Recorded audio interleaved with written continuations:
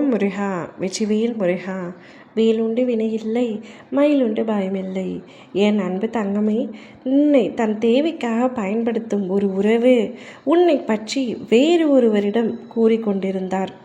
அப்படி என்ன வார்த்தை கூறினார் என்று தெரிந்து கொள்ள ஆவலாக காத்து கொண்டிருக்கின்றாயா? இதோ சொல்கின்றேன், முழுமையாக தெரிந்து கொள்.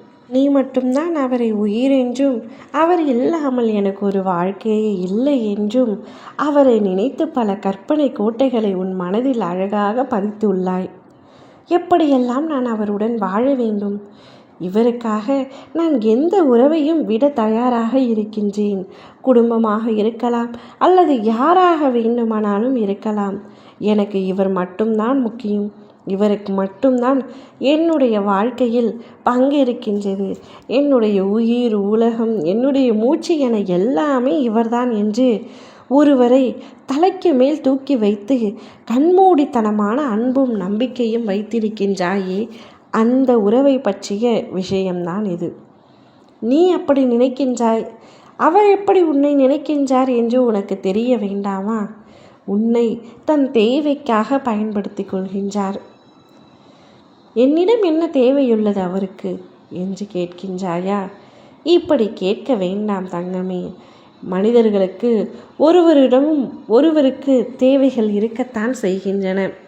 அந்த தேவை பூர்த்தியாகும் அளவிற்கு அவர்கள் நல்லவர்கள் போல் நடித்துவிட்டு பின்பு அவருடைய சுயரூபம் தெரிந்துவிடும். உன்னையும் அப்படிதான் அவர் இப்பொழுது பயன்படுத்தி கொண்டிருக்கின்றார். உன்னிடத்தில் மிகுந்த நல்லவராகவே தோற்றமளித்து கொண்டிருக்கின்றார். உன்னை தேவைக்காக பயன்படுத்திவிட்டு தேவை முடிந்தவுடன் குப்பையை தூக்கி எறிவது போல உன்னை தூக்கி எறிய போகின்றார். அதற்கு முன்பாகவே உன் அப்பா நான் உன்னிடத்தில் எச்சரிக்கை செய்கின்றேன். நான் செல்வதை கேட்டு அவரிடமிருந்து விலகி வந்துவிடு. அதுதான் உன்னுடைய வாழ்க்கைக்கு நல்லது.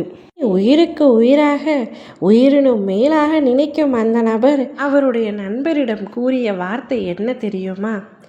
நான் அவரை பொழுதுபோக்கிற்காகத்தான் பார்த்து கொண்டிருக்கின்றேன், பேசி கொண்டிருக்கின்றேன். காரியம் ஆகும் வரை காலை பிடிப்பேன், காரியம் முடிந்தவுடன் கழட்டி விடுவேன் என்று கூறியிருக்கின்றார். இப்படிப்பட்ட வார்த்தைகளை நீ கனவில் கூட எதிர்பார்த்திருக்க மாட்டாய் அல்லவா? எனக்கு நன்றாக தெரியும். ஏனென்றால் உன்னுடைய அன்பு புனிதமானது. அவருடைய அன்பு சாக்கடை போன்றது. சாக்கடை நீரில் புனிதம் கலக்கலாமா? கலக்கக்கூடாது தங்கமே. அவர் உனக்கு துரோகம் இழைக்கின்றார். வாழ்க்கையில் அவர் உனக்கு சரியான பொருத்தமான நபர் இல்லை. இதை புரிந்து கொள். வெகுளியாக இருந்தது போதும். அனைவரும் நல்லவர்களே என்று நம்பி பாசம் வைத்தது போதும். வாழ்க்கையை புரிந்து கொள்.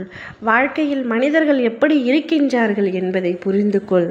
அனைவரையும் நம்பும் உன்னுடைய குணத்தை முதலில் நீ மாற்றிக்கொள்ளத்தான் ஆக வேண்டும். இல்லையென்றால் இப்படித்தான் அனைவரிடத்திலும் ஏமாந்து நிர்கதியாய் நிற்க வேண்டிய சூழல் ஏற்படும். இன்றாவது அனைத்தையும் புரிந்து கொண்டு வாழ்க்கை எது, உண்மை எது என்பதை நீ புரிந்து கொள். உன் நல்லதிற்காக மட்டுமே நான் இதை சொல்கின்றேன். அமிர்தமாக இருந்தாலும் அளவாகத்தான் இருக்க வேண்டும். அளவுக்கு மீறினால் அமிர்தமும் விஷமாகிவிடும். அப்படிதான் இப்பொழுது உன்னுடைய அன்பும் அவருக்கு விஷமாக மாறியிருக்கின்றது. உன்னுடைய அன்பு புரியாத அவரிடத்தில் நீ எவ்வளவு தான் கொட்டி கொட்டி தீர்ந்தாலும் அது அமிர்தமாகவும் அன்பாகவும் தெரியாது. புரியாதவர்கள் புரியாதவர்களாகவே இருப்பார்கள். நீ அவரை விட்டு விலகி உன்னுடைய வாழ்க்கை எதுவோ அதை பார்.